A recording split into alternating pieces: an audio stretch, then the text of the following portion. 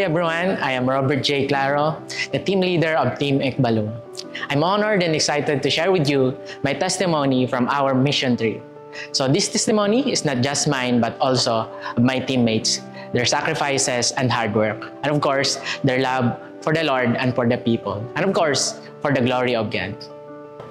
I will be sharing how the Lord worked in me and in our team, and how the Lord worked through me and through our team, and how it impacted us and the community through our short mission trip in Janet, Aurora. I was given the privilege to lead my high-caliber, passionate, honoring, united, fun-filled, and spirit-filled teammates. Our team partnered with Janet Community Church, or DCC, led by Pastor Joel and Ate Rose Gimo. We had a fruitful and meaningful ministry there. We followed the Win, Build, Send pattern. In winning, we did a 2-day DBBS, or Daily Vocational Bible School, home visitation, random evangelism, and in building, we trained their leaders and youth in music, praise and worship workshop, leadership, gospel sharing, and how to conduct a Bible study.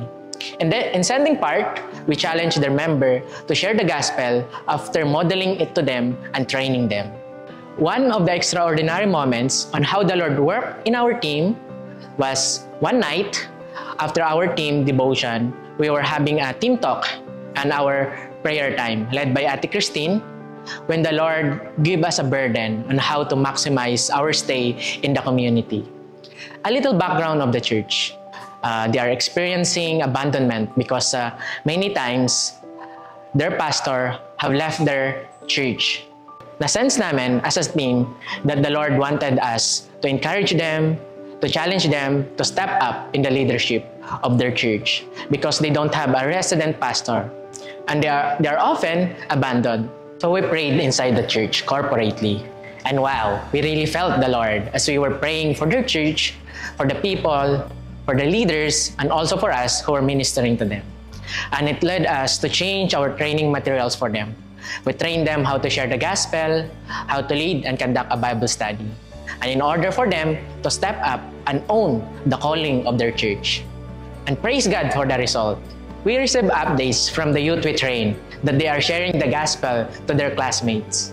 Updates from parents that they are also sharing the gospel for their fellow parents. They even sent us picture of themselves sharing the gospel. Some of them are practicing it by sharing the gospel to their family and friends. Another instance that I felt so encouraged was when we were modeling to the youth how to share the gospel during our home visitation, evangelism. Immediately, after I trained some of them through a quick huddle, a younger, 14 years old, courageously volunteered to share the gospel. She even gave me and our team a letter telling us how grateful she is. It was so amazing how the Lord worked in us and through us. Our partner said that they are somehow experiencing revival because their people, their leaders, and also their youth are stepping up. Until now, we have been continually meeting them once a month to build them up, just like our team's name, Ekbalo, which means to send out. And for us, we are sent out to send them out. Personally, the Lord worked in me and through me when we were planning and forming our team. 1 week before going on a mission, na-injured ako. Nahulog ako sa hagdan. I think it was 2 or 3 steps ng hagdan. Then, natweak ang ankle ko sa pagland ko. Day after na nahulog ako, may final meeting kami actually ng aming team. Thank God sa online platform and sa skills ni Ate Step, we were able to go through the things needed. I was so worried na baka maapektuhan ng mission because during the first 3 days ng injury ko, I was not able to walk. But praise God sa fast recovery ko. I think in just 5 days, nakalakad na ako ulit. Praise God for my teammates who stepped up. Through that, the team and I were able to prepare well for the mission. While in the field, the Lord showed me the need for the gospel to be proclaimed in provinces like Aurora, as well as the importance of being faithful to the gospel and to the Great Commission. And the Lord is working in my heart. Oftentimes, I dream and desire selfish things like the American dream, wanting to be famous or great, to have a big church, numbers, cash, and sometimes for personal glory, not for the glory of God anymore. The Lord humbled me and reminded me to be faithful to the gospel because people applaud the result, and we often forget that God applauds the faithfulness. The mission trip was also a mind-transforming, character-forming, and especially a hand-enhancing experience for me. I was given the opportunity to lead my teammates despite being one of the youngest in our team. It was also an opportunity to apply what the Lord is teaching and training me through my seminary journey and studies. My teammates are so humble, passionate, united, honoring, and spirit-filled, which lead us to discern what the Lord wants us to do through us in our partner church. Indeed, a spirit-filled and united team will truly glorify God and will be able to discern God's leading for the team and its mission. My team and I had a wonderful experience. As our team slogan says, to spread God's love and to grow in love. And indeed, we did grow in love. Love for the Lord, love for the church, love for the mission, and love for shepherding souls. Team Ekbalo, sent out to send out.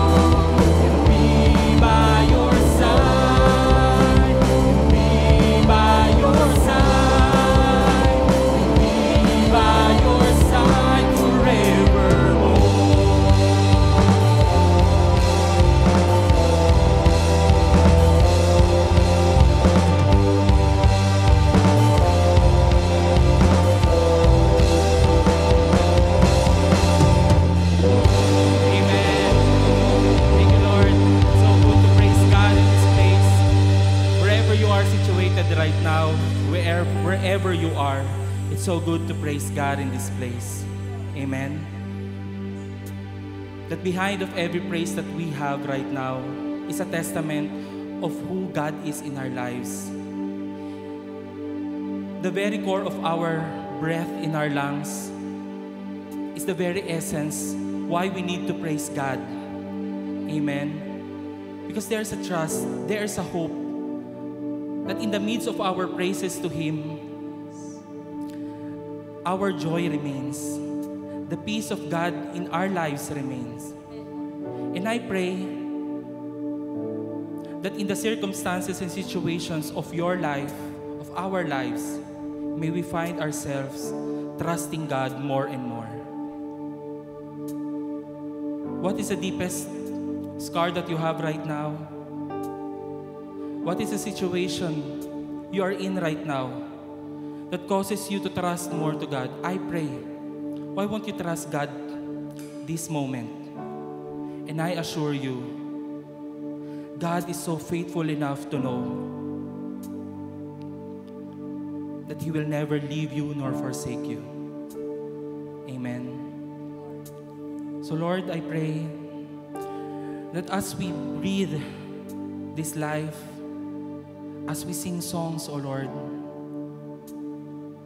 Lord, remind us, O God, that You are worthy of all the praise that we could give. Thank You, Jesus.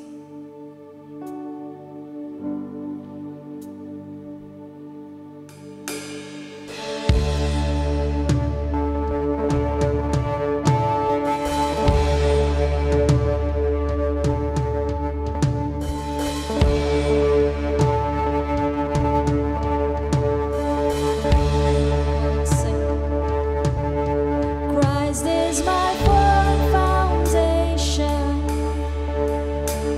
the rock on which I stand when everything around me is shaken. I've never been more glad that I put my faith in Jesus, 'cause He's never let me down. He's faithful through generations. So why would He fail now? He won't. He won't. And we sing that I've still got joy in chaos. I've got peace that makes no sense. So I won't be going under. I'm not held by my own strength, 'cause I built my life on Jesus. He's never let me down. He's faithful in every season. So why would He fail now? He won't. He won't. He won't fail. He won't fail. 'Cause Christ is my firm foundation. Yes. It's the rock on which I stand when everything around me is shaken. Oh, I've never been more glad that I put my faith in Jesus, 'cause He's never let me down. He's faithful through generations. So why would He fail now? He won't. He won't. He won't fail. He won't fail.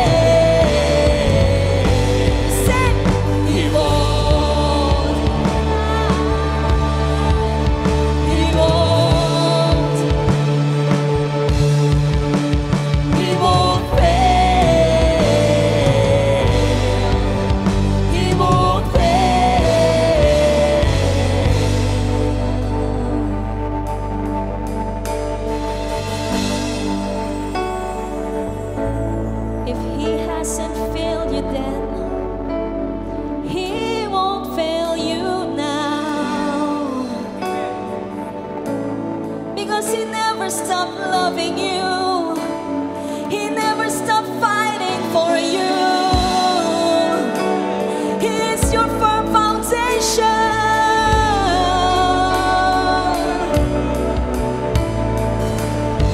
And that firm foundation has a name. His name is Jesus. Come on, let's praise Him and declare His faithfulness, declare His goodness in your life. And He is not yet done. He is not yet done loving you. He is not yet done supporting you. He's not yet done fighting for you. That's your God. Come on.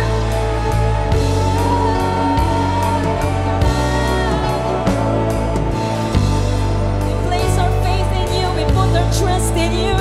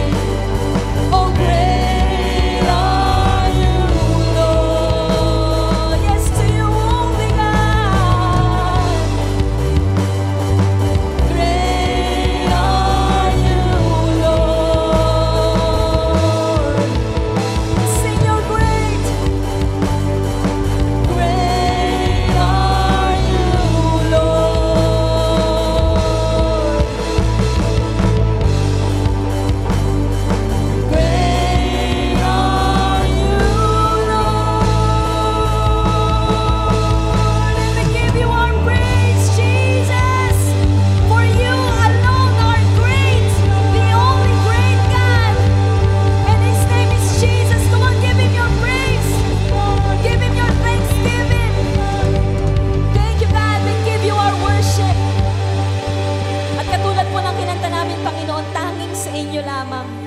Dahil kayo lamang ang karapat-dapat. Kayo lamang ang nagmamahal sa amin ng walang katulad, Panginoon. That's why we praise you. Lord, it's good once in a while, kung pwede nga palagi in our lives, we acknowledge even the breath that we have in our lungs, it comes from you, God. It is your grace. It is your gift. From the smallest to the biggest things, every good thing comes from above. And so we acknowledge, Lord, everything that we are and everything that we have, it's because of you and it is from you, Lord. That's why you are worthy of our praise. So Lord, wherever we are right now, katulad po ng kinanta namin, we will continue to put our trust in you, our firm foundation, our cornerstone, and we are sure we will never be shaken. Maraming salamat, Panginoon, because you are our rock on which we stand. That's why to you, we give all the glory, all the honor, and the highest of praise. Come on, let's give him praise. Give praise to the one who is worthy. His name is Jesus. Thank you, God. To you alone, the glory and honor in Jesus' name. Amen and amen. Thank you, God. Meron pong isang sikat na children's song at dahil mahal ko po kayo, huwag kayong mag-alala, hindi ko po siya ikakanta, kundi ko-quote ko lang po sa inyo. The song goes like this. Joy is the flag that flies in the castle of our hearts when the King is in residence there. Baka some of you na lumaki sa Sunday school at naalala pa ninyo yung kantang yan. At alam mo, sabi nga po nila, gaya ng sabi ng scripture, minsan from the mouth of babes, yung mga bata, comes yung mga most powerful na truth, and even theology. So like itong children's song na ito, pero ang yaman-yaman po ng theology. Kasi tama nga naman po talaga, na talagang ang joy, ito dapat ang ating watawat. Ibig sabihin, ito yung ating, ito yung nakikita. Ito yung nangingibabaw sa buhay ng isang Kristiyano at maging ng isang iglesia. Kung ang hari ang siyang tunay na nananahan at siya ang tunay na namumuno sa loob ng puso, maging ng isang tao o ng isang church. So, kaya nga, ang tanong ko po sa inyo, kayo po, how is your joy? Kasi kung you consider yourself a Christian, ang totoo po niyan, maraming mga similar na mga characteristics ang isang Christian sa non-Christian. For example, passion. Masasabi po ba natin na ang Christian lang ang may passion? Well, sa totoo lang, minsan nakahiyaman sabihin, diba, na minsan ang isang non-Christian, sila nga ang mas passionate pa kesa sa isang Christian. Or yung sabihin po nating vision. Minsan nga, di ba, ang non-Christian nga, mas visionary pa kesa sa isang mananampalataya.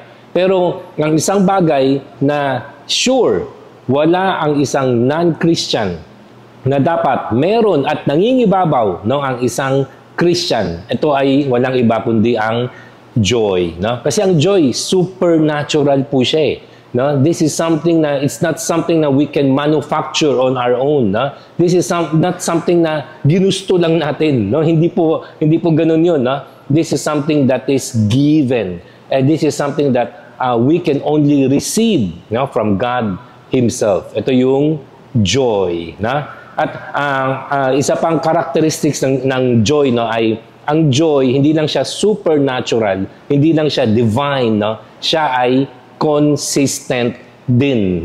Yung TV personality na si Kim Atienza, meron siyang isang sikat na parang phrase, na ang sabi niya, ang buhay ay weather lang. Again, kung may mga nanonood po sa atin sa online, na baka hindi taga Pilipinas, kahit na yung weather lang ay English, pero baka parang nagugulat sila, ano daw?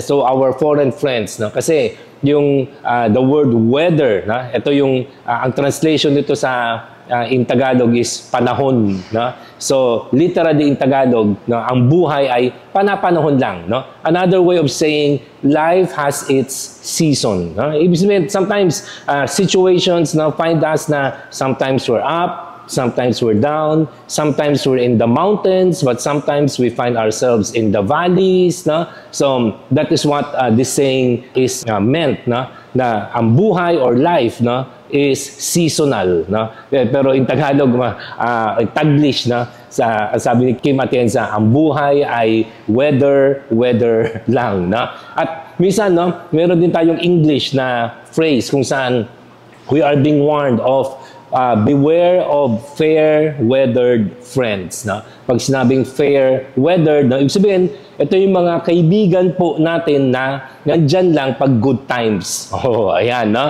Nandyan lang sila pag meron silang makukuha sa atin, no? Kung meron tayong pakinabang sa kanila. Pero oras na wala na silang hindi na sila makikinabang sa atin, ay wala na, no? Ni anino, ni ha, ni ho, wala po tayong makikita or maririnig po sa kanya. Now, bakit po natin pinag-uusapan ito?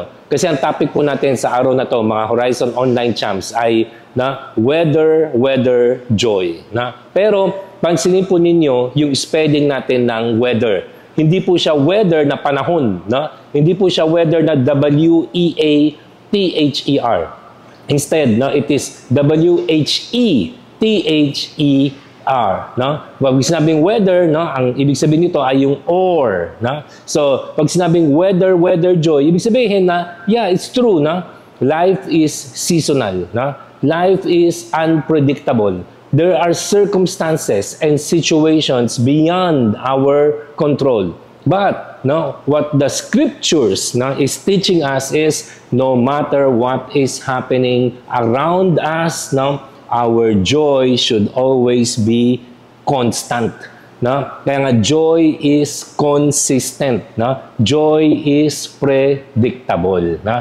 So again, sa mga online friends po natin, bago po tayo magpatuloy sa serye po natin Enjoy, no? Nasa part 3 na po tayo na serye natin na based on the book of Philippians. Again, mag-shoutout lang po kayo sa mga comment section po natin, no? And we would appreciate it kung babanggitin po ninyo kung from where you are watching this broadcast. And again, because we desire, no, to be a blessing sa inyo, na gusto po sana natin yung relationship po natin goes beyond itong panunood lang po ninyo ng mga Horizon online services po natin. No? So kung kayo naman po ang may mga pangangailangan, we want to be there for you. So may mga link po tayo na makikita po ninyo sa mga chat box po natin. If you need prayers or counseling or coaching, no? Ilagay lang po ninyo ang inyong pangalan and we will do our best to get in touch with you ASAP. No? Lalo na pag may mga urgent po tayong mga prayer requests o may mga urgent po tayong mga concern. Okay? So, balik po tayo sa serye po natin. No?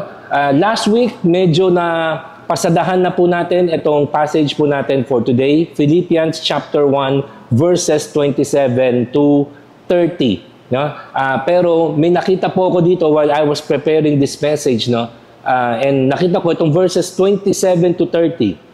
Bagamat part po ito ng ending po natin ng message natin last Sunday, no? If you guys still remember that, yung gospel joy, no? Pero may nakita rin po ako na dito sa 4 verses na ito to close chapter 1, no? Na may 3 bagay na sinasabi ni Paul, no? May mga bagay na pwedeng hangs in the balance, no? That what Paul is saying, whatever may happen, pwedeng si A o si B, pero whether mangyari yung A o yung B, dapat ang hindi magagalaw, no? Ang hindi magbabago ay yung kagalakan po natin. So balikan po natin, no? Itong passages na ito, itong last 4 verses ng Philippians chapter 1. Sabi ni Paul, only let your manner of life be worthy of the gospel of Christ, so that whether, nakita niyo yung salitang yan, no? Whether I come and see you or am absent, I may hear of you that you are standing firm in one spirit, with one mind, striving side by side for the faith of the gospel. No? And do not be frightened in anything by your opponent. This is a sign to them of their destruction, but of your salvation, and that from God. Now, explain po natin mamaya yan. Pero tuloy lang muna natin pagbabasa. For it has been granted to you that for the sake of Christ, you should not only believe in Him, but also suffer for His sake. And finally, verse 30, engage in the same conflict that you saw I had, and now hear that I still have. No? So again, ang controlling verse po dito ay yung verse 27. Na ano yung constant dapat sa buhay natin? No? Sabi ni Paul, in whatever situation of your life, no, if you consider yourself a follower of Jesus Christ, ito daw, no, only let your manner of life be worthy of the gospel of Christ. No? Minsan, may mga nagtatanong po sa inyong lingkod, no, kasi bagamat kompleto ang Bible, ito yung standard natin, ito yung rule natin, no, in all matters of faith and life. Pero, siyempre, aminin din po natin, hindi naman lahat ng mga issues ay nakalagay po sa Bible. No? May mga issues ngayon na baka nung panahon na sinusulat yung Bible, hindi pa po nangyayari. No? O may mga bagay nga po, hindi pa naiimbento. For example, yung vaping, wala po sa Bible na should I vape or not. No? Yung pag-smoke ng marijuana, wala po sa Bible po yan. No? At marami pang mga ibang mga pwedeng sabihin ethical issues. No? So kung may nagtatanong sa akin, Pimans, okay lang ba sa isang Christian pumunta sa party, mag-disco? Disco, parang di na yata alam ng mga Gen Z natin. No? Or okay lang ba mag-vape? Okay lang ba mag-social drink? No? Kasi hindi naman sinabi sa Bible diretsahan, no? Kung pwede ba ito or bawal. No? Ang magandang rule of life is this. Okay? Kapatid, Philippians 1:27. Anong sabi ni Paul? Anong bilin ni Paul? Only let your manner of life be worthy of the gospel of Christ. In other words, kayo po mismo ang magtanong sa inyong sarili. Kaya, wag na po si Pimans ang tanungin nyo. Ha? Tanungin ninyo inyong sarili. Etong gagawin kong ito. Okay, kahit sabihin natin hindi directly in-address ng Bible, etong gagawin kong ito. O yung hindi ko gagawin. Ito ba ay magbibigay ng parangal? No? Magbibigay ba ito ng honor sa gospel? Magbibigay ba ito ng honor kay Jesus Christ? No? Mag-glorify ba si God dito? Ayan, no? So, yan po ang bilin ni Paul sa ating lahat. No? Na lahat ng ating gagawin, padaanin natin dun sa grid, no? ng itong verse 27 na ito na only let your life be worthy, no? Of the gospel of Jesus Christ. Okay? And then from there, no? Binilinan niya ang mga taga Philippi, mga Philippians, na sabi niya, guys, may tatlong bagay na pwedeng mangyari, no? Pero kung ano man, no? Kung ano man ang mangyari, no? Gusto ko, basta, only let your manner of life be worthy of the gospel of Christ. So, ano yung tatlong weather lang, no? Na dapat, no? Kahit anong mangyari, hindi daw dapat maapektuhan yung joy natin. Kundi, as a matter of fact, mas mangingibabaw pa nga dapat yung joy natin. No? So ano po ito? No? So tignan po natin. No? Una, no?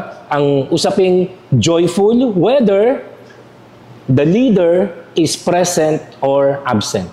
So ibig sabihin, kahit nandyan o wala si pastor, nandyan o wala ang life group leader, or nandyan o wala yung mga churchmates ko, dapat, no? Make sure that we are living our life in a way that is worthy of the gospel of Christ. Pangalawa, pag nag-share tayo ng gospel, no?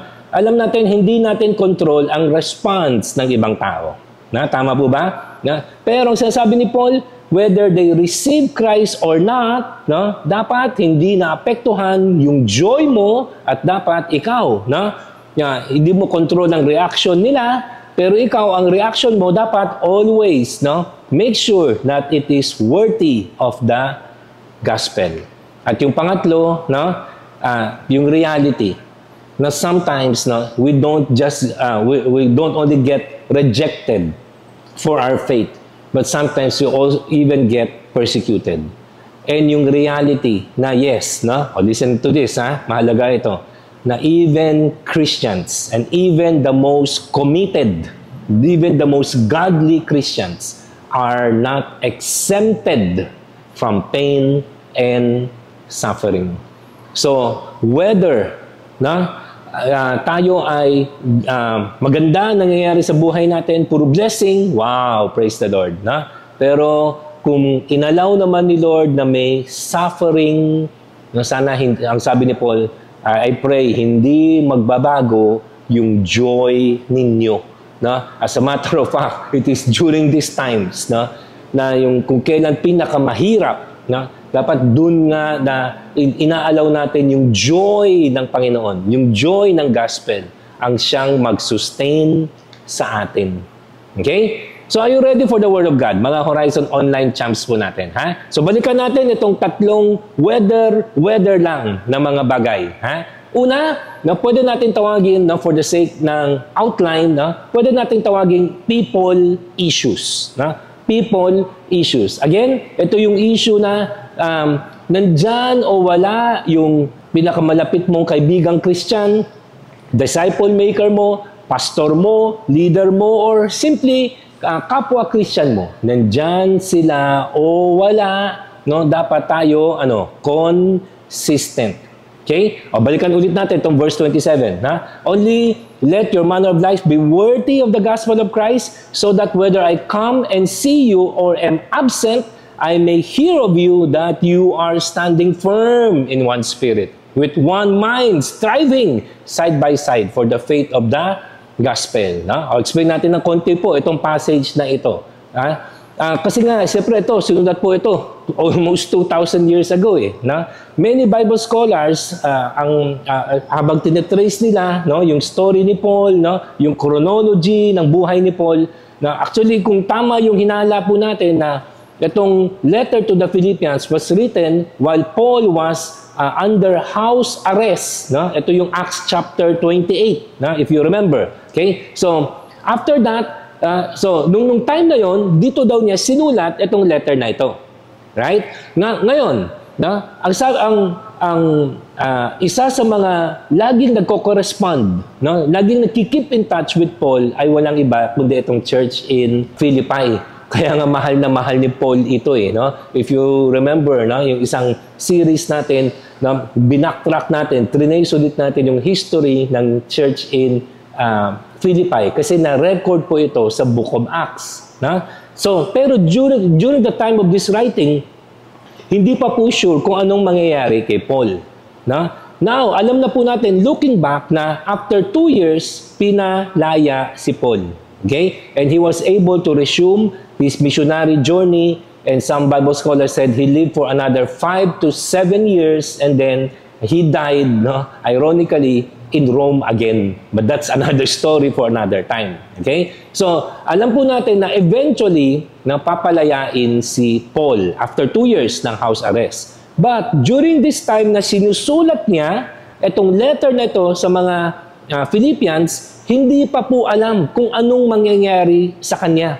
Na even si Paul mismo, wala siyang clear talaga na word kay God kung siya ay makakalaya or baka yan na ang katapusan ng buhay niya. In other words, baka ikamatay na niya itong house imprisonment niya sa Rome. Kasi nag-appeal nga po siya kay Caesar. If you remember, again, sa Book of Acts po yan. What if hinarap siya ni Caesar and Caesar will pronounce him guilty at baka ipapugot yung ulo niya? Di patay na po siya. So sabi ni Paul, sabi ni Paul, confident ako na magkikita pa tayo. Amen. Confident ako na sasagutin ni Lord ang mga prayers ninyo, na makakalaya ako. At yun nga, someday, sabi nga ng isang kanta, somewhere down the road, I know our paths are gonna cross again. It doesn't really matter when. Next naman. So, magkikita pa ulit tayo. We will be reunited. But, the fact of the matter is, hindi ito 100% sure. Kaya sabi ni Paul, ganito guys though tiwala tayo na God will answer your prayer kasi ang prayer nyo para sa akin ay, Lord, sana makalaya na po si Apostle Paul. Lord, sana magkita po ulit kami ni Apostle Paul. So sabi ni Paul, though tiwala tayo na God will answer your prayer, but the truth of the matter is, as of now, nung sinusulat itong letter na to, walang guarantee. So what Paul is saying is, I may be free, or I may be freed, or I might actually die here. But, ito yung bili ni Paul sa kanila. But, ang sasabi ni Paul, siguraduhin ninyo, guys, mga Philippians, na yung pananampalataya ninyo hindi nakasalalay sa akin. Hindi nakasalalay sa tao. Amen po ba tayo dyan, mga Horizon Champs? Of course, mahalaga ang mentors. Yes? Mahalaga yung meron tayong pastor, meron tayong mga kasamahan, no? Yung sasabi natin, people who battle, no, for our hearts, no? Mga prayer partners natin, accountability partners natin. Of course, mahalaga sila, no? No one can live the Christian life alone.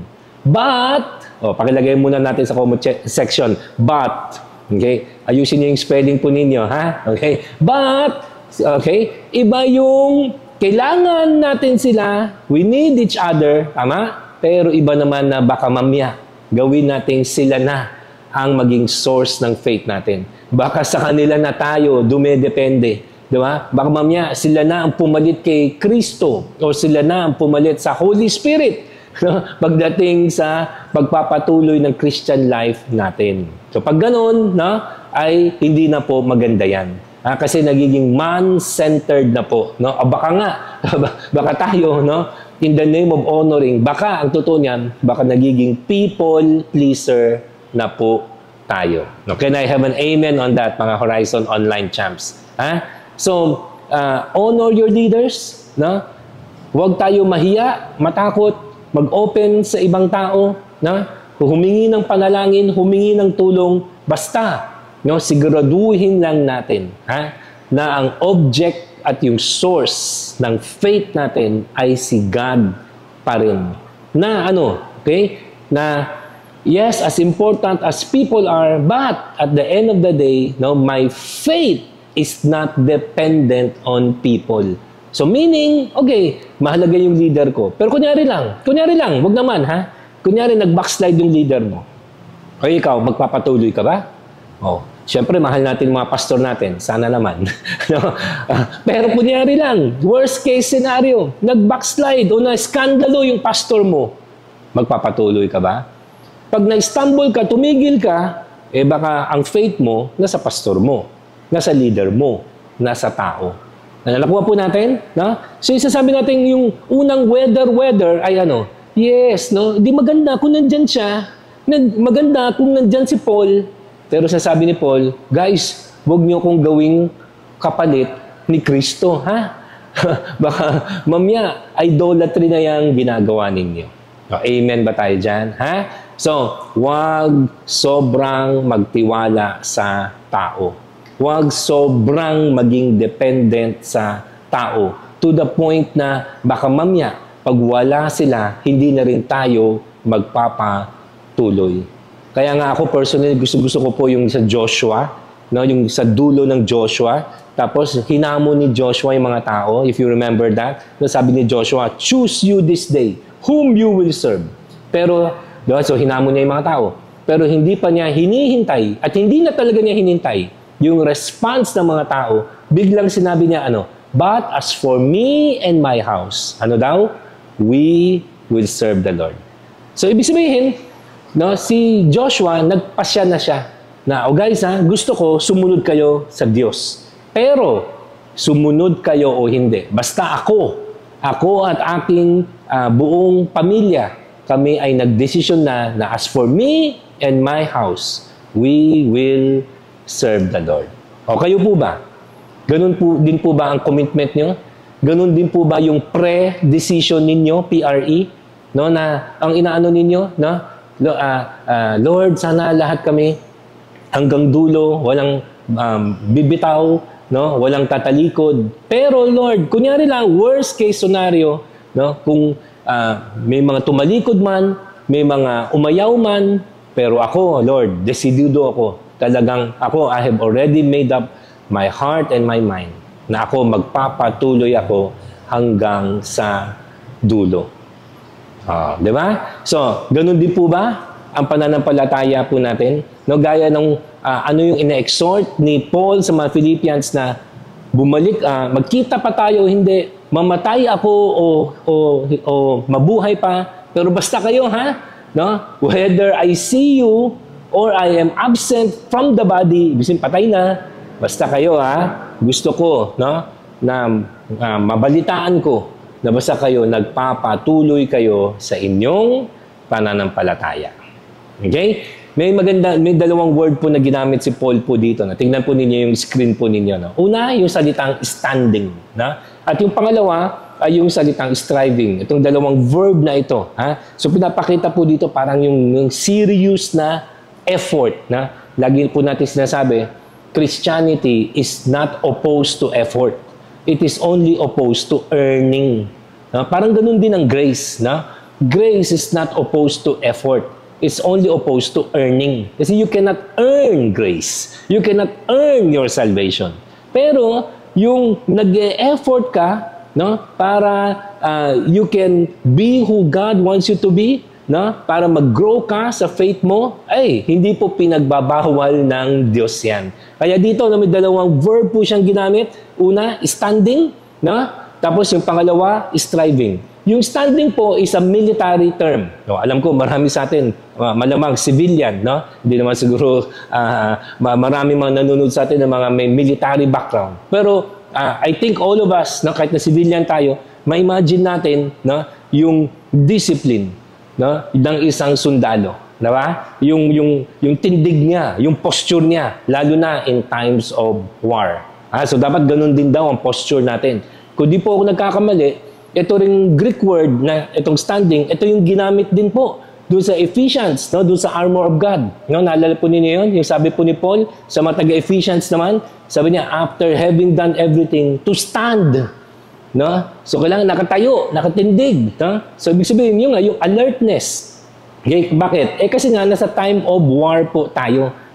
Lagay po natin sa comment section, wag chillax, bebe. So dapat standing, ibig sabihin alertness, awake tayo, gising, conscious, at laging nagmamatsyag. Kasi yung kaaway nga po natin, di ba? Naghahanap lang po siya ng pagkakataon, para makasingit sa buhay po natin. And then yung pangalawang verb ay yung salita namang striving. Kung ang standing ay isang military term, yung striving naman is an athletic term. So again, baka most of us, hindi naman talaga tayo professional na athlete, pero siguro naman some of us nakalaro na naman mga sports, Jack and Poy, hindi po. So, pero syempre, diba, kung kayo nagba-volleyball, nagba-basketball, diba? O kahit nasabihin mo nga nag-chess, lahat po yan kailangan ng physical at mental na discipline. So yung striving po dyan ay yung discipline. Parang training. Hindi nalalayo yung image na parang nag-gym, nagbubuhat ng weights, nagpo-push up, nagsi-sit up, nagpa-planking, or what have you. Diba? Ito po yung mga images na binanggit ni Paul sa mga Philippians para po makakatulong po ito to ensure na we live our lives worthy of the gospel of Christ. Pero, teka, standing saan? Okay? Of course, yung sinabi nga po natin kanina, diba? Standing para maging worthy of the gospel of Christ. Pero, dito sa passage, meron pa pong specific na standing para saan? Striving para saan? At tingnan po natin, again, balikan natin yung passage. Standing firm, ano daw? In one spirit, yung striving naman. Balikan po ninyo, one phrase before. Ano yung striving? One mind. So, ano po ang natin dito? Standing and striving as one. Okay?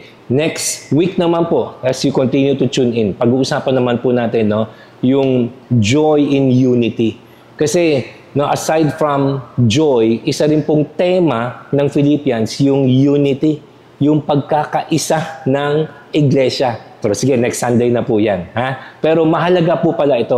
So, guys, nakita niyo yung balance. Okay? Ano yung balance? Okay. On the one hand, On the one hand, huwag tayo magtitiwala sa tao. Ha? Ibig sabihin, nandyan sila o wala, basta tayo, magpapatuloy tayo. Amen? But, on the other hand, basta clear sa atin na ang faith ko na kay Christ. Ha? Mahal ko yung mga kapatiran ko, mahal ko yung mga ka-life group ko, mahal ko ang leader ko, mahal ko ang pastor ko, pero hindi nakasalalay sa kanila ang faith ko. But, so kung klaro sa atin yan, mahalaga din po na, pero huwag ka pupunta sa kabilang ekstrema na ano, yung maging soloista ka. Di ba? Baka mamaya kasi iba naman sa inyo. Sabi pala ni Paul di ba? Nandyan si Piman, so wala. Nandyan leader ko, wala. Nandyan yung mga kapwa Horizon Champs ko, wala. Basta ako magpapatuloy. O kaya, hindi ko sila kailangan. Patay. No? Hindi ko kailangan mag-life group. No? Hindi ko kailangan ng mentor. Hindi ko kailangan ng accountability. Bakit? Kasi ang faith ko na kay Kristo lamang. Tama naman na kay Kristo lamang. Pero wait, ha? Standing in one spirit, striving with one mind. Eto, hindi mo na magagawa ito mag-isa. Plural na po ito. Kailangan mo na ng kasama. Paano mo sabing one mind kayo? Wala kang kasama. One mind ka lang. Di ba? Paano mo sabing one spirit kayo? Wala kang kasama. One spirit ka lang. Di ba? Pero pinag-uusapan dito, unity. And again, next Sunday, yan naman po ang tatalakayin po natin. Yan naman ang bibigyan po natin ng diin. Kasi nga, I want you to also notice as we go through the book of Philippians, no, na of course, ang talagang pinaka-tema, joy, pero kung meron man tayo masasabing secondary na theme ng Philippians, it is unity. So nakita po natin, again, pakilagay po ulit natin sa comment section, balance. Grabe po talaga ang gospel, no? Hindi tayo i-allow ng gospel na mapunta sa extreme. Kasi yung isang extreme ay yung sobrang dependent sa tao. Sobrang dependent sa leader. Na pag may nangyari doon sa leader, pati siya bagsak. Hindi healthy yun. Pero ano yung kabilang extreme? Yung nagsasarili. Yung nagsosoloista. Yung may problema, hindi nagsasabi. May pinagdadaanan, hindi siya humihingi ng prayer. No? Hindi rin po healthy yun. Na? Sobrang dependent sa tao, not good. Pero yung sobra namang self-sufficient, not good also. Amen po ba tayo dyan? Ha? So, I'm prayer ko sa iyo, mga kapatid. Sana ikaw balanse. Ng pananampalataya mo, klaro na kay Kristo. Pero at the same time, no? Pag na-establish mo yun, no? Hindi mo nilalayo ang sarili mo sa church. No, kaya ka nga nandito Kaya ka nga, kahit na malayo ka na sa amin, no, nanonood pa rin po kayo, no, dito sa Horizon Online services natin. Kasi I hope kasi na-realize mo na, yes, your faith is not in people, but at the same time, no, you cannot make it on your own. You need other people, especially Christians. Okay? So, i-balance po natin, ha? No, yung dalawa, ha? Yung kahalagahan ng testimony, na yung patotoo, right? Pero again, ang prayer din po natin, sana ang testimony natin galing po sa integrity. Ano yung integrity? Integrity is who you are when no one is looking. Okay? And I pray yung integrity natin mag-produce ito ng testimony. Pag sinabing testimony, ito naman ay mas public. Right? No? So integrity, kadalasan, it's between you and God. Walang nakakita. Pero sana wag lang din po tayo yung sobrang tayo lang tsaka si God, tayo lang tsaka si God. Na? Pero meron din pong testimony na makikinabang naman yung marami. Pero, again, ingat din. Wag din tayo puro nakatuon sa testimony. Pero pagdating na tayo na lang at saka ang Diyos, hindi pala tayo maayos. Na? Maayos lang pag may ibang tao. No? Kala na ibang tao, maayos tayo. Testimony. Pero pag wala na sila, diba, ika nga, when the lights are off, when the microphones are off, no? Wala na pong pulpito, wala na pong spotlight, sino tayo? Pag tayo lang at ang Diyos. So, again, nakita natin yung balance, no? Mahalaga both, no? May our testimony come from our integrity. But at the same time, kung talagang maayos yung private life natin, no? Sana, no? Mauwi din po ito sa public testimony para marami din po ang makinabang. Marami din po ang mabless sa personal na relationship natin with God. Ha? So bago natin iwanan itong point na ito, sabihin lang po ulit natin, our faith, to be sure, is not an absentee faith, but it is a faith that thrives even in the absence of witnesses. So ibig sabihin, again, ang pananampalataya po natin hindi nakasalalay sa tao, pero pag once clear na po yan, I pray na nandun din yung realization, yung acknowledgement na we do need each other. Okay. So, yan po yung unang whether nandyan siya o wala, magpapatuloy po tayo. Pangalawa, pwede natin tawaging product issue. Product issue. Pero ito medyo sadly, medyo narrowed lang po ang application po nito. Kasi ito ay para lang po sa mga Christian na nag-share ng kanilang pananampalataya. Okay? Kasi pag hindi tayo nag-share ng faith, mukhang hindi tayo yung ina-address dito. So, tanong ko sa inyo, Horizon Champs, without condemnation, kasama ka kaya sa grupong ito? Are you a Christian who regularly, hindi man siguro araw-araw, pero regularly shares his or her faith? Ito pong sinasabi naman ni Paul, joyful whether people receive or reject Christ. Okay? Basahin muna natin yung passage, verse 28. Do not be frightened in anything by your opponents. Okay? Sabi po nila yung salitang frightened, yung Greek word niya, one and only time lang lumabas sa buong Bible. So bakit ganun? Kasi apparently, even during their time, may mga tao na hindi lang po sila yung ayaw nila ng Christianity, kundi they made Christianity into their enemy. So, hindi lang sila ayaw kay Christ, kundi galit din sila sa mga Christians. So, na-encourage ni Paul yung mga Philippians na huwag kayong matatakot sa ganung mga klaseng tao. Bakit? Diba? Share pa rin ng gospel. Kasi, when you share the gospel to them at tumanggi sila, ni-reject nila, ano sabi? This is a sign to them of their destruction. Baga ba? Confirmed. Di ba? Kasi minsan di mo talaga masabi. May mga taong pag tinignan mo on the outside, may tattoo ang noo, may tattoo ang dila, may hikaw ang ilong. Diba? Ay, hindi tatanggap kay Kristo. Pero, wag ka. Share mo ng gospel, iyak na iyak. Di ba? Grabe, ang laking tao, di ba? Laking mama, kala mo. Di ba? Pero hindi, ang lambot pala ng puso. So, you will never know. Right? May mga tao naman parang ang bait on the outside, mukhang anghel, share mo ng gospel. Demonyo pala. Di ba? So, paano mo talaga malalaman? Sharean mo. Pakilagay po sa ating chat group. Sharean mo, bebe. Huwag tayo maghuhusga ng outward appearance. Ngayon, ito naman sasabi ni Paul. Minsan kasi nangyayari, nag-share nga. Months, nag-share ako ng gospel. Nag-reject. Okay, di malungkot. Diba? Siyempre, hindi natin sasabi maging masaya ka when people reject Christ. But, ang sinasabi ni Paul ay don't also let their rejection affect your joy. Does that make sense? Kasi, again, hindi sinasabi ba't ka masaya, Brad? Kasi nag-share ako ng gospel, hindi natin tinanggap si Christ. Hindi naman ganun.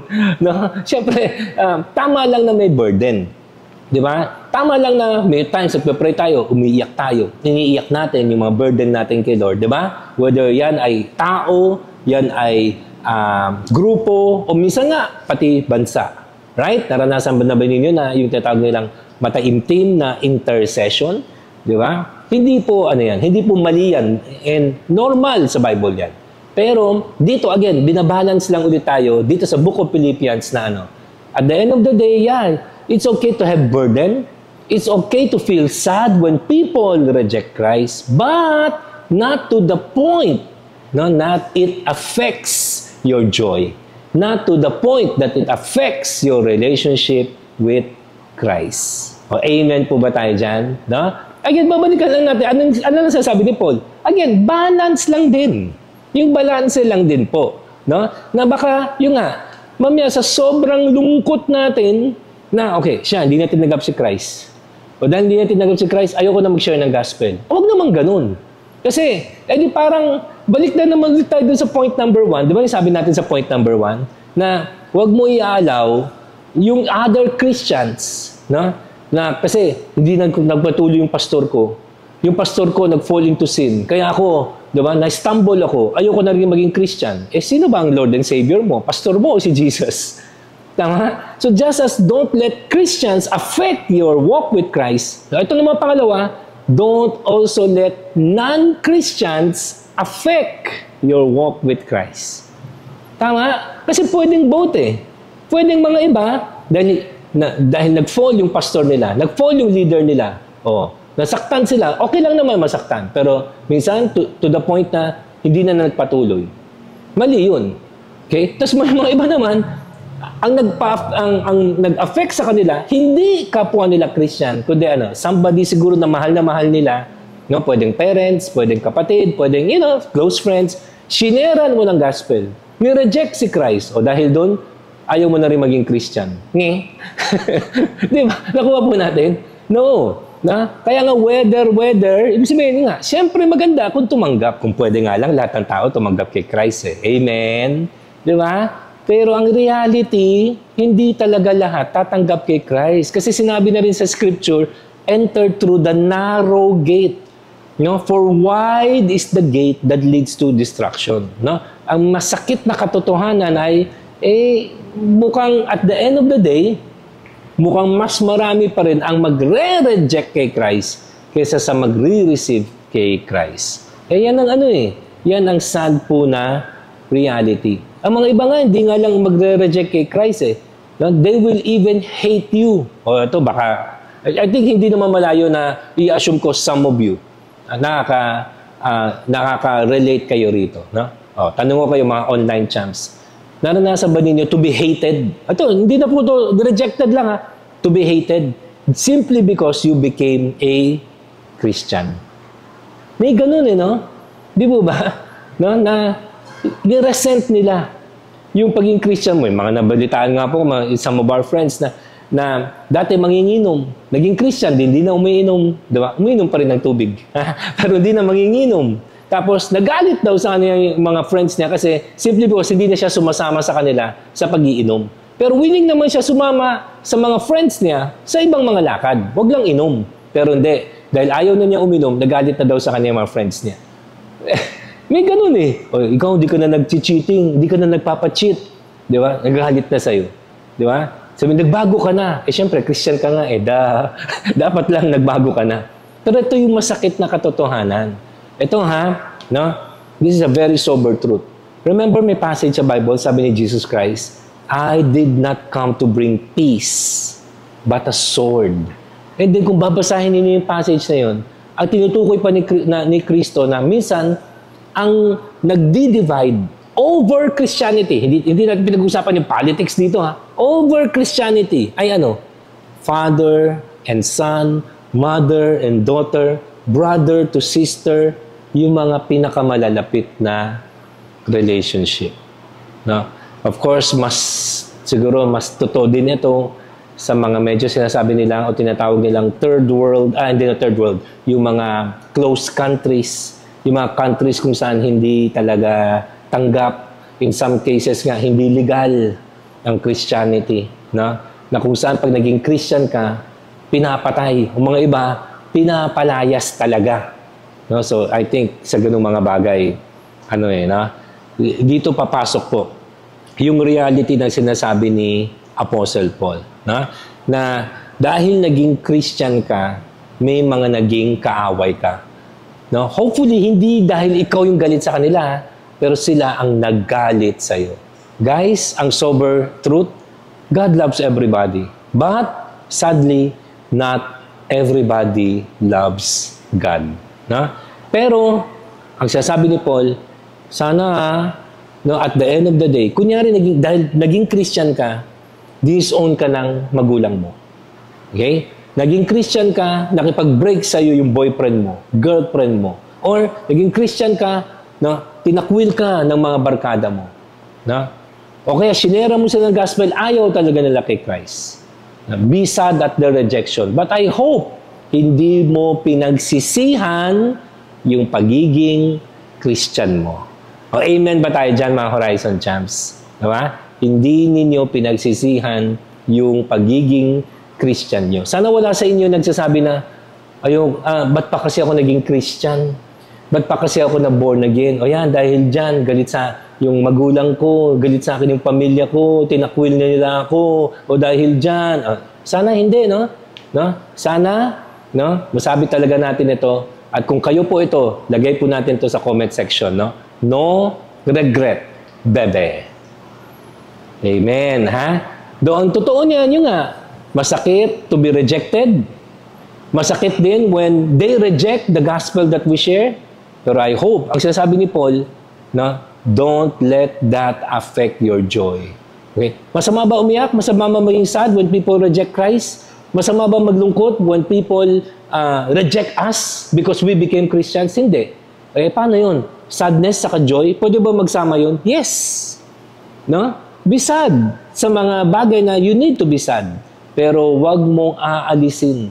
Wag mong papalayasin si joy sa buhay mo. Kasi si joy, willing siya to live with pain. Willing siya to live with sadness. O, amen po ba tayo dyan? Ha? So yun ang weather number 2. No? Hindi natin control ang reaction ng ibang tao pag naging Christian na tayo. Hindi natin control ang reaction ng tao when we share the gospel to them. Na? At kung, sabi ni Paul, ito yung reality, hindi lahat tatanggap kay Christ. Hindi din lahat matatanggap ka na naging Christian ka na.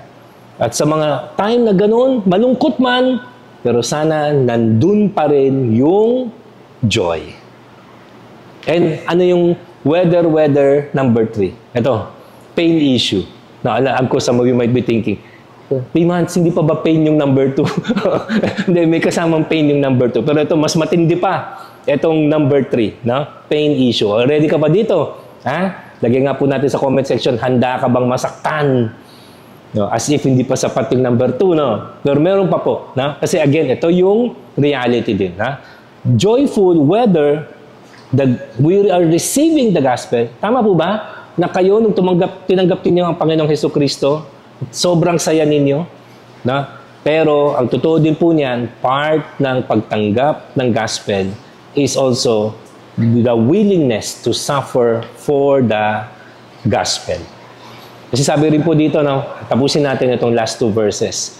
For it has been granted to you for the sake of the gospel that you should not only believe in Him, but also suffer for His sake. And sinasabi nga ni Paul, exactly, ito nga nangyayari sa akin. Hindi naman ako nandito sa Rome dahil criminal ako. Hindi ako nandito sa Rome, hindi ako under house imprisonment kasi may nagawa akong illegal o immoral. Kundi nandito ako for one reason and one reason alone. Ano yun? Because I dared to preach the gospel. Okay? So, yun po yun, ha? Yung salitang granted, mag-aaral lang tayo ng konting Greek, ha? Yung salitang granted po ay kinuha sa Greek word na charizomai. Ha? Charizomai.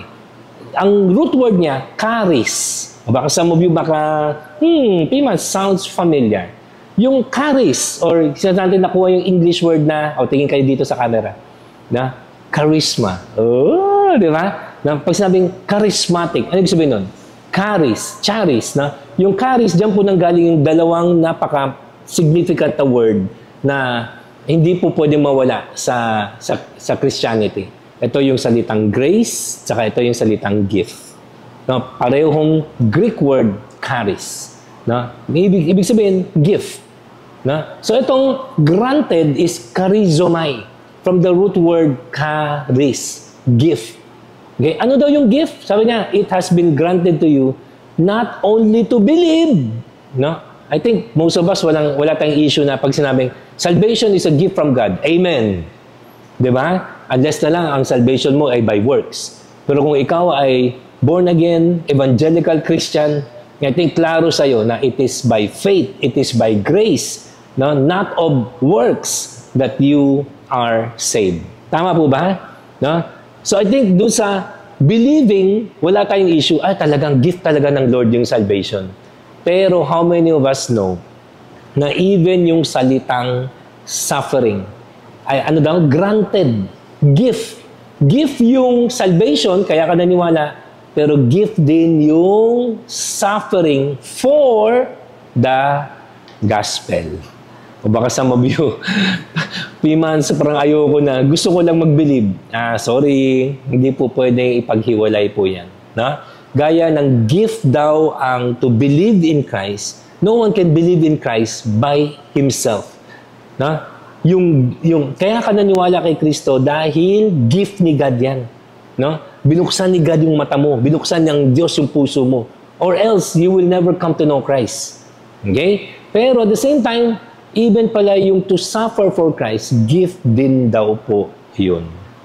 Ibig sabihin ganito, pag nag-mature na po tayo, yung privilege, privilege to suffer for Christ, we will count it as such.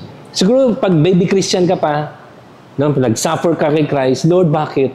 Bakit ako? Ganon, Pero pag nagmamature tayo, makikita natin, wow, Lord, salamat Salamat sa privilege to suffer for you. No? Makikita actually ninyo yan, pagbasahin ninyo yung gospel. Di ba? Sa gospel, makikita mo yung immaturity ng mga disciples, di ba? Nag-aaway, nagtatalunan, di ba? Who is the greatest? No? Pero sa book of Acts, kung alam ninyo, si Peter at si John, nag-preach ng gospel, nagalit yung mga rulers, hinuli sila, nilatigo sila, tapos pinakawalan sila, winarningan sila, sabi, wag na kayo ulit mag-preach kasi mas worse pa ang mangyayari sa inyo. Ito, nilatigo lang namin kayo as a warning. Pero kung mahuli ulit namin kayo nagpe-preach ng gospel, baka patayin na namin kayo. Paglabas daw nila, they were rejoicing. Parang mga sira ulo, di ba? Rejoicing, bakit? Basahin niyo sa book of Acts. Because they were given the privilege to suffer for Christ. See? Iba talaga pag nag-mature na po tayo sa faith. Amen? Kaya sige, encourage natin ang bawat isa. Lagyan natin sa comment section, di ba? Mag-mature ka na kasi, bebe. Amen? Kasi pag nag-mature na po tayo, iiba na ang perspective po natin. Na imbis na, di ba, we see pain and suffering as enemies of the faith. Hindi. Pag nag-mature tayo, basta for the gospel, No, pag nag-suffer tayo for the sake of Christ, sabihin natin, Lord, salamat na nabigyan mo ko ng pribilehiyo na mag-suffer para sa iyo. Now, klaruhin lang po natin, suffering in and of itself is not a gift. O, amen ba tayo dyan? Hindi po tinuturo ng Bible yung yung parusahan mo ang sarili mo, yung pag magpakamartir ka, no? Hindi po tinuturo ng Bible po yan, no? Pero yung to suffer for the gospel, to suffer for the sake of Christ, yun yung gift. Yun yung privilege. O, amen ba tayo dyan? Kasi, bakit? Well, partly because alam natin pain purifies our faith and at the same time, pain confirms our faith. Diba? Pag nag-suffer ka for Christ, diba? Baga again, confirm na talagang mananampalataya ka nga. Diba? Kasi hindi ka naman tatargetin ng kaaway kung hindi ka naman threat sa Kanya. So the fact na tinatarget ka na ng kaaway, ibig sabihin, the enemy sees you as his enemy. At talagang ikaw, you really belong to Christ. Okay? And isa pa, may madagdag din po tayo, siguro sabi din ni Paul sa mga taga-Philippians, kung mag-suffer man kayo, mga quote-unquote anak, then we are now in the same boat. Di mas maintindihan din ninyo yung pinagdadaanan ko. Di ba? Ang totoo niya, pain brings people together. Tama? Di ba? Minsan yung mga sinasabi nating fair-weathered friends, di ba? Kaya fair-weathered kasi ang samahan lang natin in good times Pero malalaman mo yung mga totoo at tunay mong kaibigan in tough times. Amen? Pero isipin din ninyo, kadalasan, hindi naman lagi, pero kadalasan, yung mga taong nag-i-stay with us through tough times, kasi sila din mismo, they went through tough times. Kaya nagkakaintindihan po tayo. Di ba? Bagamat na no two suffering are the same, no two pain are the same, pero minsan may mga similarity na, if you lost your parents at an early age, you met also someone na orphan at an early age, parang may connection. Di ba? Nakikita ninyo, di ba? Yung pareho kayo ng sakit, pareho kayo ng pinagdaanan, parang, relate, di ba? Para kayong soul brother o soul sister. You get what I'm saying, right? So, sasabi ni Paul, o mga anak, kung pinagdaanan ninyo itong mga suffering, edi mas ano tayo, mas naging close pa tayo kasi nagkakaintindihan na tayo, 'di ba? Na alam na niya, no?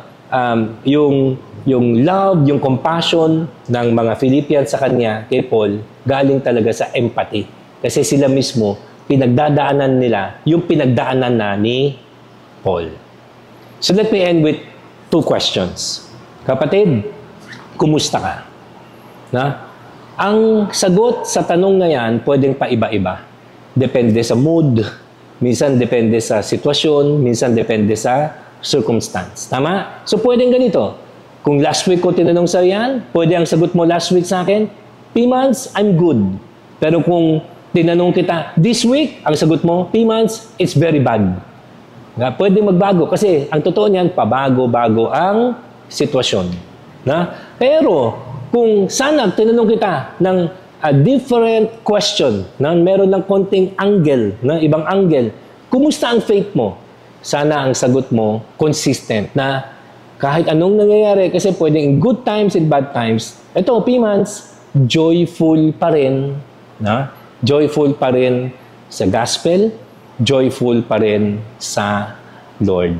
Amen po ba tayo dyan? Kasi sabi nga po natin kanina, di ba? Joy is consistent. Bakit? Kasi joy is the flag that flies in the castle of our hearts when the King is in residence there. Punta po tayo sa gospel, and then di na rin po tayo lalayo, yung kagalakan dahil sa ating kaligtasan. Tingnan niyo itong kwentong ito. Luke chapter 10, verse 17 to 20. One time, Jesus sent out 72 of His disciples. And so the 72 returned with joy, saying, Lord, even the demons are subject to us in your name. So, ano pong karanasan ito? Deliverance. Ginamit sila ng Lord para mag-cast out ng mga demon, mag-heal ng mga may sakit, at syempre to proclaim the gospel of salvation. And so, si Jesus, kinonfirm niya. Kinonfirm niya na totoo. Sabi niya, mga disciples, talaga namang may authority kayo. Kasi si Satan, ako mismo, I saw Satan na fall like lightning from heaven. Bumagsak na si Satan. Samantala ang Christian, pabangon pa lang. So, pero, sabi niya, I have given you authority to tread on serpents and scorpions and over all the powers of the enemy, and nothing shall hurt you. Pero, ito po yung ending po niya, ni-remind lang niya, hindi lang yung mga kanyang mga disciples before, but maging tayong mga disciples niya ngayon, na nevertheless, do not rejoice in this. Hindi sinabing masama, pero ano ang pinaka-source ng joy natin? Kasi nakapag-deliver tayo, nakapag-cast out tayo ng demon, kasi nakapagpagaling tayo ng may sakit. Hindi mali yun, pero again, Jesus brings us back to the source. And ano yung source? Bakit hindi nagbabago dapat yung joy natin? Bakit consistent ang joy natin? Kasi sabi niya, do not rejoice in this, that the spirits are subject to you, but rejoice that, your names are written in heaven. Tanungin ko lang kayo, Baka may mga nanonood po tayo na baka wala pa po kayong personal na relasyon sa Panginoong Jesus. We call you VIPs. Okay? If you need further clarification, again, maglagay lang po kayo, bigay lang ninyo yung important info na kailangan po ninyo, and someone from Horizon will get in touch with you. Para masiguro na tayong lahat, magkaroon tayo ng tunay na personal na relasyon sa Panginoong Jesus. And therefore, yan ang guarantee that indeed our names are written in the book of life. Are you ready for a big idea? So as we come to a close, ito po yung big idea po natin. Again, di na po tayo lalabas sa gospel. Kasi nga, ang source ng joy natin, yung gospel. Ang source ng joy natin, yung salvation natin. So, this is our big idea. Because salvation is permanent. Kung talagang ligtas ka, hindi mawawala ang iyong kaligtasan. At dahil hindi nawawala ang iyong kaligtasan, dapat our joy should be prominent. Ibig sabihin, ano dapat ang pinaka nangingibabaw sa atin? Ano yung distinction natin sa mundo? Ano dapat yung nakikita at even nararamdaman ng mga tao sa paligid natin? Na itong taong to, alam mo, last week, na-promote siya, masaya. Pero alam mo, this week, na-demote siya, masaya pa rin. Parang weird sa kanila yun, ha? Pero tayo, kaya natin maging consistent. Bakit? Ang isang bagay na hindi magbabago ay yung na ikaw, anak ka ng Diyos, pinatawad ka sa iyong mga kasalanan, si Kristo ay nasa buhay mo, may personal na relasyon ka sa Diyos, and that should always bring us joy. Amen? So have a joyful Sunday at magkita-kita po ulit tayo next week sa pagpapatuloy ng serye nating Enjoy.